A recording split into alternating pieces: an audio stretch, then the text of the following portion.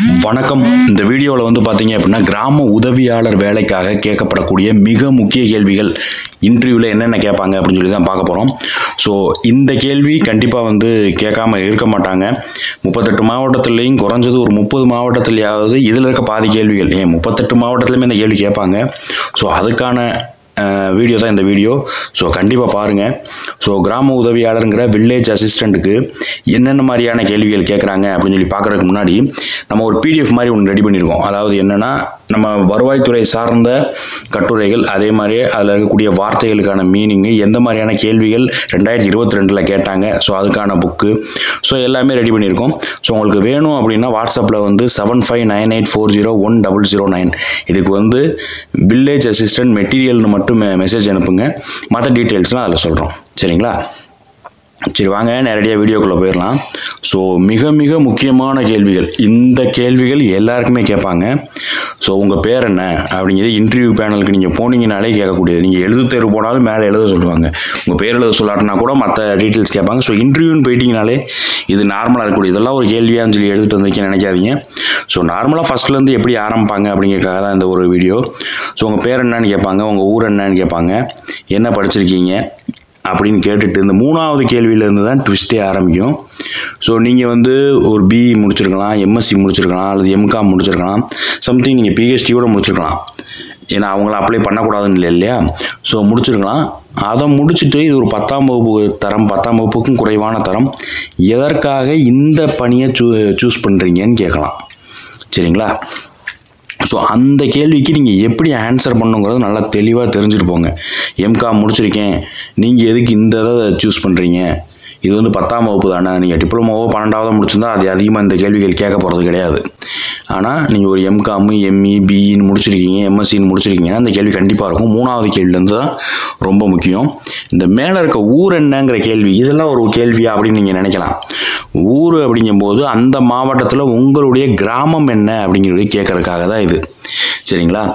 இந்த கிராமத்தை பற்றி இப்போ நீங்கள் வந்து ஒரு நியர்பையில் இல்லை, நீங்கள் வந்து அந்த இருக்கிற வேக்கண்ட்டுக்கும் உங்களுடைய ஊருக்கும் ஒரு 50 கிலோமீட்டரும் 40 கிலோமீட்டர் டிஸ்டன்ஸ் இருக்குது அப்படின்னா இந்த கேள்வி கண்டிப்பாக கேட்பாங்க. ஊர் என்ன, அங்கேருந்து எதுக்கு இங்கே வந்து அப்ளை பண்ணுறீங்கிற மாதிரி கேள்விகள் இருக்கும். அதுக்கடுத்து நார்மலாக எல்லாருக்கும் கேட்கக்கூடியதான் விஏஓ பற்றி உங்களுக்கு தெரிஞ்சதெல்லாம் சொல்லுங்கள். இல்லைன்னா வில்லேஜ் அசிஸ்டண்ட், கிராம உதவியாளர் இருக்காங்க இல்லையா? ஸோ அவங்கள பற்றி நீங்கள் என்ன நினைக்கிறீங்க, அவங்க போஸ்டிங் என்னென்ன ஜாபெல்லாம் இருக்கும், என்னென்ன வேலைகள்லாம் செய்வாங்கன்னு நினைக்கிறீங்க அப்படின்னு சொல்லி கேட்குறதுக்கான வாய்ப்புகள் இருக்குது.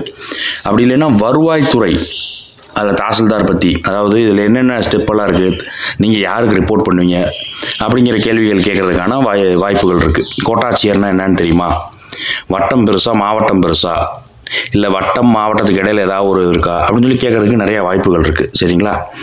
அதுக்கப்புறம் பாருங்கள், வருவாய்த்துறை அமைச்சர் யார் அப்படின்னு கேட்குறக்கு வாய்ப்பு இருக்குது. ஏன்னா நம்ம போகிறதே வருவாய்த்துறையில் தான். ஸோ அந்த அமைச்சர் யார், இன்னும் கொஞ்சம் ட்விஸ்ட்டாக கேட்கணும்னு நினச்சாங்கன்னா மத்திய வருவாய் அமைச்சர் யார் அப்படின்னு கேட்கலாம். இல்லை நிதி அமைச்சர் யார் அப்படின்னு சொல்லி கேட்கலாம். இந்த 2 அமைச்சர்கள் இல்லாமல் நீங்கள் 3வது ஒரு அமைச்சரை பற்றி கண்டிப்பாக தெரிஞ்சுக்கணும். உங்கள் மாவட்டத்துக்குன்னு ஒரு அமைச்சரோ 2 அமைச்சரோ நியமிச்சிருப்பாங்க.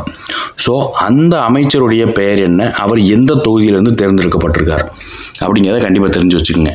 சரிங்களா? அப்புறம் உங்கள் மாவட்ட ஆட்சித்தலைவர் பேர் கேட்குறதுக்கான வாய்ப்புகள் இருக்குது. அது வந்து ஒவ்வொரு வாரமே மாறிக்கிட்டு இருக்குது. ஸோ இப்போ நான் ஒரு பேர் சொல்கிறேன் அப்படின்னா அடுத்த வாரம் அது மாற்றுவாங்க, இல்லையா இன்னும் ஒரு மாதம் கழிச்சு நீங்கள் இன்டர்வியூ போகும்போது மாற்றிருக்க வாய்ப்பு இருக்குது. ஸோ அப்போ யாருங்கிறத கண்டிப்பாக தெரிஞ்சுக்கங்க, இப்போ இருக்கவங்க யாருங்கிறதையும் கண்டிப்பாக தெரிஞ்சுக்கங்க. சரிங்களா? அதுக்கடுத்து பாருங்கள், உங்கள் மாவட்டத்தில் ஏதாவது சிறப்பு இருக்குதுன்னு வச்சுக்கோங்களேன். இப்போ வேலூர் மாவட்டம் எடுத்திங்கன்னா அந்த கோட்டையை பற்றி நீங்கள் சொல்லலாம். தஞ்சாவூர் மாவட்டம்னா நெற்களஞ்சியம், அதை பற்றி பேசலாம். மதுரை மாவட்டம் அப்படின்னம்னா நம்ம திருவிழாக்களை பற்றி பேசலாம், வைகை ஆற்றை பற்றி பேசலாம், இல்லை மதுரையில் வேறு என்ன சிறப்புகள் இருக்குது அப்படிங்கிறத பற்றி பேசலாம். கோயம்புத்தூருக்குன்னு ஒரு சிறப்பு இருக்கும், திருநெல்வேலிக்குன்னு ஒரு சிறப்பு இருக்கும், கன்னியாகுமரிக்குன்னு ஒரு சிறப்பு இருக்கும். அந்த சிறப்புகள் பற்றி கேட்குறதுக்கான வாய்ப்புகள் நிறையா இருக்குது. அப்புறம் உங்களுடைய சொந்த வட்டம், நீங்கள் செஞ்சியில் இருக்கீங்கன்னா செஞ்சியை பற்றி சொல்லுங்கள் அப்படின்னு சொல்லி கேட்கறதுக்கான வாய்ப்புகள் இருக்குது. இல்லை ராணிப்பேட்டையில் சம்திங் ஏதாவது ஒரு வட்டத்தை சொல்லி அந்த நீங்கள் இருக்க வட்டத்தை பற்றி தெரிஞ்சுக்கிறதுக்கான வாய்ப்புகள், அதை பற்றி தெரிஞ்சிருக்கீங்களான்னு அவங்க பார்க்குறதுக்கான வாய்ப்புகள் இருக்குது. அவங்களுக்கு தெரியும், ஏன்னா அவங்க அங்கே தான் வேலை பார்ப்பாங்க. ஸோ உங்களுக்கு அதில் பற்றி என்ன தெரியுது அப்படின்னு சொல்லி கேட்பாங்க. அதே மாதிரி உங்கள் சொந்த கிராமத்தை பற்றி தெரிஞ்சுக்கணும்னு நினைப்பாங்க. ஸோ நீங்கள் தெரிஞ்சிருக்கணும்னு நினைப்பாங்க. நீங்கள் இப்போ அப்ளை பண்ணியிருக்க கிராமத்தை பற்றி நீங்கள் தெரிஞ்சிருக்கணும்னு நினைப்பாங்க. ஸோ அந்த மாதிரியான கேள்விகள் கண்டிப்பாக வந்து கேட்பாங்க. ஸோ அதை பற்றிலாம் கண்டிப்பாக தெரிஞ்சு வச்சுட்டு போங்க. இதெல்லாம் ரொம்ப ரொம்ப பேசிக்கான கொஸ்டின். நம்ம வந்து இப்போ இந்த டிஎன்பிஎஸ்சி குரூப் 4 மாதிரி ரொம்ப டஃப்பாக கேட்டாங்கன்னா நம்ம சொல்ல முடியாது. இது கூட தெரியலன்னா நம்ம வந்து இன்டர்வியூவில் வந்து நம்ம வந்து ஆன்சரே பண்ண முடியாது. ஏன்னா நம்ம ஊரை பற்றி நம்ம அங்கே தான் வேலை செய்ய போகிறோம். ஸோ அதை பற்றி நம்ம தெரிஞ்சுக்கணும். கண்டிப்பாக வந்து அதை பற்றி தெரிஞ்சுக்கங்க, சரிங்களா? அப்புறம் வருவாய்த்துறையில் இருக்கக்கூடிய முக்கியமான வார்த்தைகள், அதாவது இந்த பட்டா, சிட்டா, அடங்கல் அப்படின்லாம் சொல்லுவாங்க இல்லையா? புலையன்லாம் சொல்லுவாங்க. எஃப்எம்பினா என்னன்னு கேட்பாங்க. ஸோ இந்த மாதிரியான வார்த்தைகள் பற்றி நீங்கள் தெரிஞ்சுக்கணும். கண்டிப்பாக அதை பற்றி தெரிஞ்சுக்கங்க. ஒரு சில வார்த்தைகள் அதிலேருந்து கேட்குறதுக்கான வாய்ப்புகள் இருக்குது, சரிங்களா? அதே மாதிரியே பார்த்தீங்க அப்படின்னா ஏதாவது ஒரு திட்டம், இப்போ வருவாய்த்துறையிலேருந்து பார்த்தீங்கன்னா வீட்டு வசதி திட்டம் ஏதாவது ஒன்று சொல்லியிருப்பாங்க. இல்லைன்னா விதவைகளுக்கு ஏதாவது ஒரு ஸ்கீம் போட்டிருப்பாங்க. அதே மாதிரியே பார்த்தீங்க அப்படின்னா கல்விக்கு ஏதாவது ஒரு ஸ்கீம் போட்டிருப்பாங்க. ஸோ அந்த மாதிரி திட்டங்கள் ஏதாவது ஒரு திட்டத்தை சொல்லி அந்த திட்டத்தை பற்றி உங்களுக்கு என்ன தெரியும் சொல்லுங்கள் அப்படின்னு சொல்லி கேட்கறதுக்கான வாய்ப்புகள் இருக்குது. ஸோ இந்த மாதிரியான கேள்விகள் கண்டிப்பாக வந்து நம்ம வந்து தவிர்க்கவே முடியாது. இந்த கேள்விகள்லாம் கண்டிப்பாக தெரிஞ்சுட்டு போங்க. ஸோ நம்ம ஒரு புக்லெட் ஒன்று தரோம்னு சொல்கிறோம் இல்லையா? ஸோ அதில் வந்து இது மேக்ஸிமம் இதில் இருக்கக்கூடிய எல்லா கேள்விகளுக்குமே ஆன்சர் இருக்கும். உங்கள் பேர் என்னங்கிறத தவிர மற்றபடி உங்கள் ஊர், அதுக்கான கட்டுரை, உங்கள் ஊரில் என்ன ஸ்பெஷலு அப்படிங்கிற எல்லா விதமான கேள்விகளுக்குமே அதில் ஆன்சர் இருக்கும். ஸோ கண்டிப்பாக வேணும் அப்படின்னு நினச்சிங்க அப்படின்னா 7598401009க்கு ஃபஸ்ட்டு ஒரு மெசேஜ் மட்டும் பண்ணுங்கள். அதுக்கப்புறம் வந்து நம்ம வாங்கிக்கலாம், சரிங்களா? ஸோ தொடர்ந்து வந்து இதே மாதிரி வீடியோ வந்துக்கிட்டே இருக்கும். ஒவ்வொரு மாவட்டத்துக்குமே என்னென்ன ஸ்பெஷல்னு சொல்லி அடுத்த வீடியோ போட போகிறோம். அதே மாதிரியே பார்த்திங்கன்னா ஒவ்வொரு மாவட்டத்துலையுமே இருக்கக்கூடிய அந்த வட்டம் ஒவ்வொன்றும் தனித்தனியாக எப்படி அவங்க கட்டுரை எழுத சொல்லுவாங்க அப்படின்னு சொல்லி வீடியோ போட போகிறோம்.